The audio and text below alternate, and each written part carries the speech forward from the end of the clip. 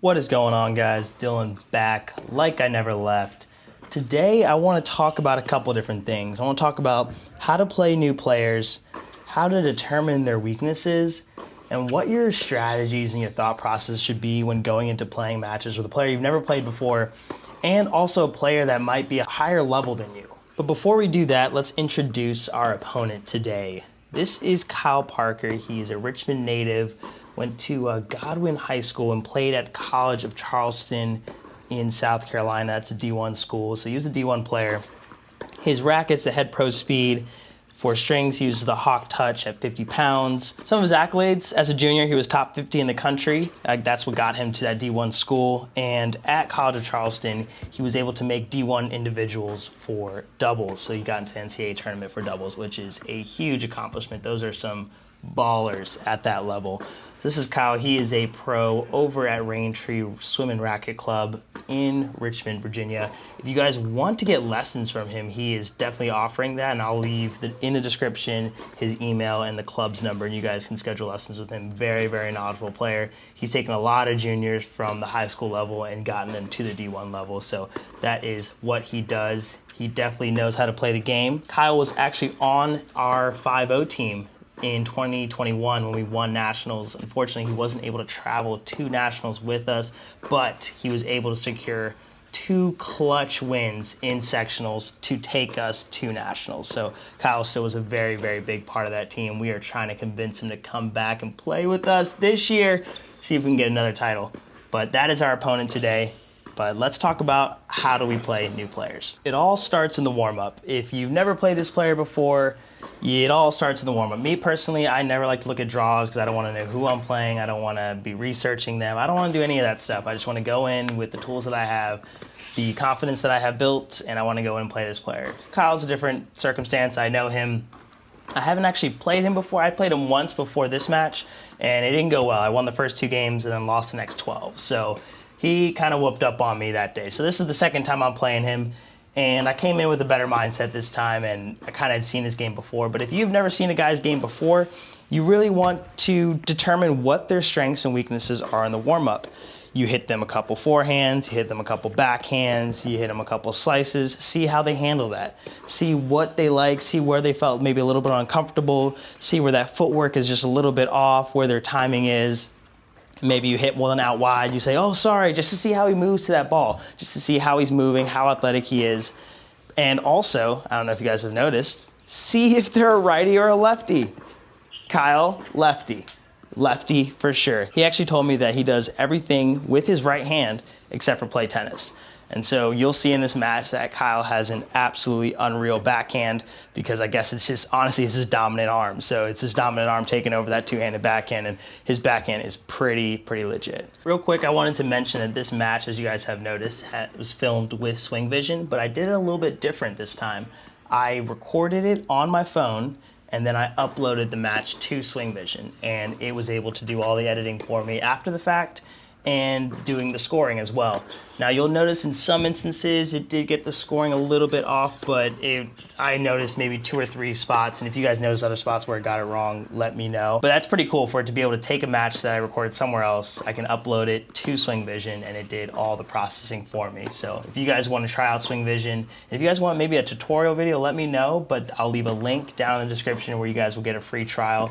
It is super cool, guys. It gives you guys so many insights. And yeah, that's SwingVision, but super cool stuff. The first time you're playing somebody, it can always be tough, and what I don't want to see is people being very reactive to whatever their opponent is doing. I mean, you figured out maybe in the warm-up that doesn't have like a great backhand or a forehand. So those are one things you can pick on. Especially when you get up to higher level players, there's not going to be as much obvious weaknesses, and it's more going to be like weaknesses in a pattern. Maybe the person doesn't like this certain pattern that you keep doing over and over again.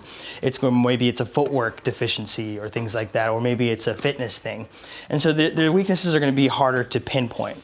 What I don't like to see with juniors is that they have a more reactive mindset, and so they're really playing whatever their opponent's doing and try to counteract that. as opposed to coming in with a set of tactics and patterns that they are going to try to dictate. We have to understand this thing about tennis, where tennis is really an offense kind of defense game. When you're serving, you are in control of the first ball, meaning you can start setting your patterns from the beginning. When you're returning, you're more defensive and you're trying to work yourself into the point, survive those first 3 shots, survive the serve, survive the +1, and then survive that next ball, and now we're in a neutral ground. And so we really want to make sure that we have ideas of patterns that we want to play regardless of what the opponent is. I mean, of course we want to maybe dictate, like if it's a lefty, maybe we're not going to go to his forehand so often. But we want to come up with a match with a set of ideas that we want to dictate play as opposed to being reactive. So what do I mean by that? For me personally, beginning of the match, this is what I do. I play consistent cross-court forehands and backhands. No matter where that ball's going, I'm going to hit pretty much always cross-court unless I'm approaching.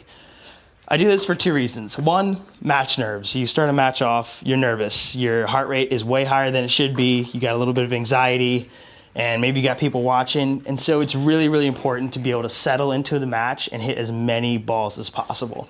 My coach at CNU used to say this all the time. We want to hit as many balls as possible to get grooved and get into a rhythm at the beginning of the match. It's going to relieve so many nerves, and you're going to be able to hit so many balls in those first 2 to 3 games. For me, that does one of 2 things. It helps me get grooved, and I understand that I can now make a lot of balls, and it builds my confidence in the match. I get more relaxed and settled in because I feel I've seen a lot of balls go in. It also kind of gives a message to my opponent, hey, I'm here.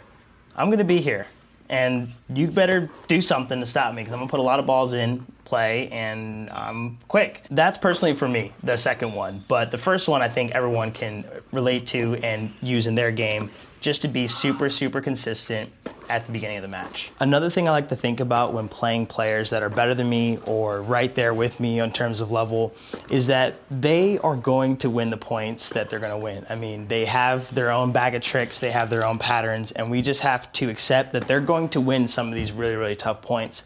We have to make sure we stay in control of what we can control. So I like to just stick to my patterns, especially if I found one that's working. Let's keep hammering that in. Let's keep hammering that in and let them beat us.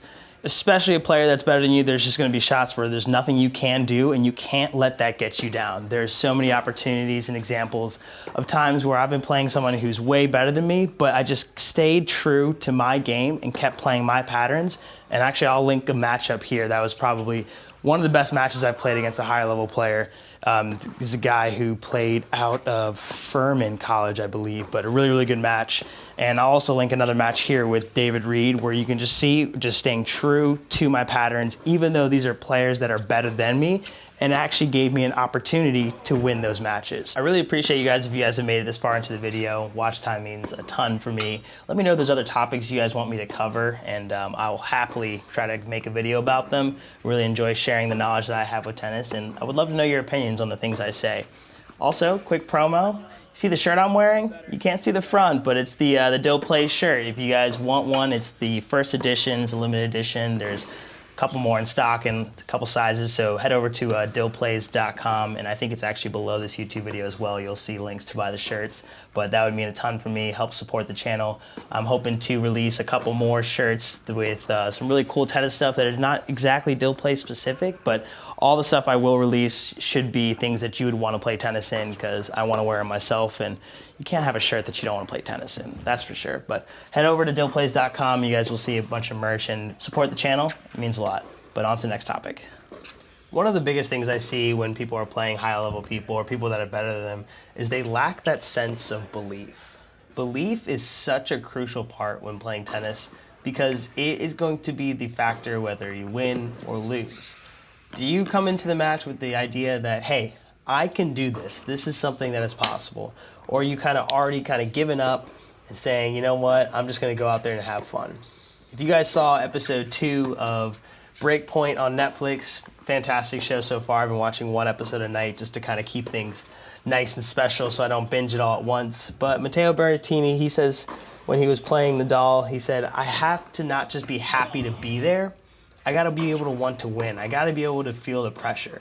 So when you're playing these high-level people, don't just be happy to be there and playing them.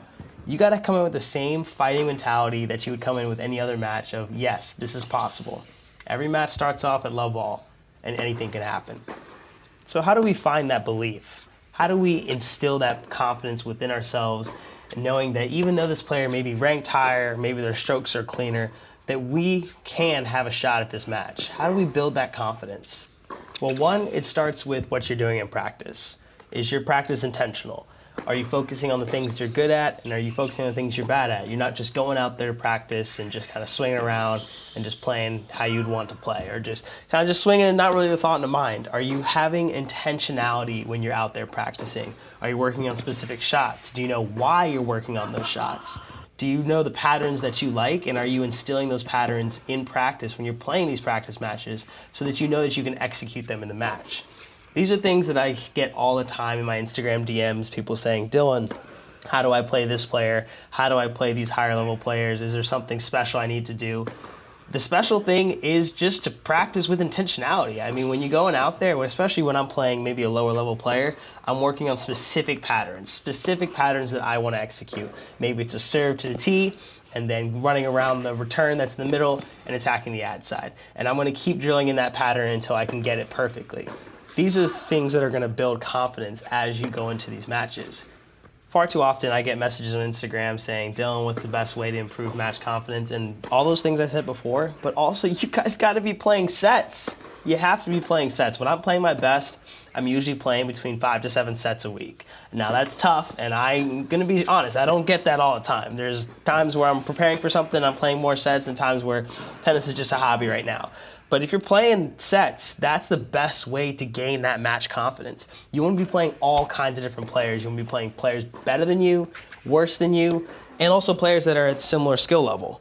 Playing players that are worse than you gives you opportunities to work on things that you wouldn't necessarily be able to work on when you're trying to deal with somebody who's better than you. But then also playing players better than you lets you know where you're currently at. You got to be getting in these practice sets. It's just so important. The only way to reduce match nerves is to get yourself into these situations more and more often so you kind of become numb to the experience. Play a ton of matches and don't ever be afraid to lose.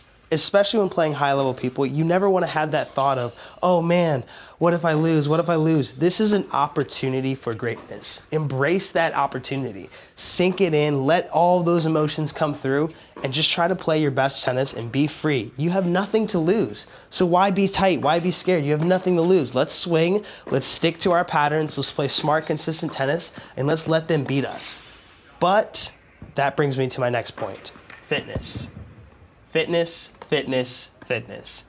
You guys need to be working on your fitness. That means your anaerobic recovery. That means short, fast, high-intensity workouts with a quick recovery, and then hit it again. High-intensity interval training is a really good way to get this up.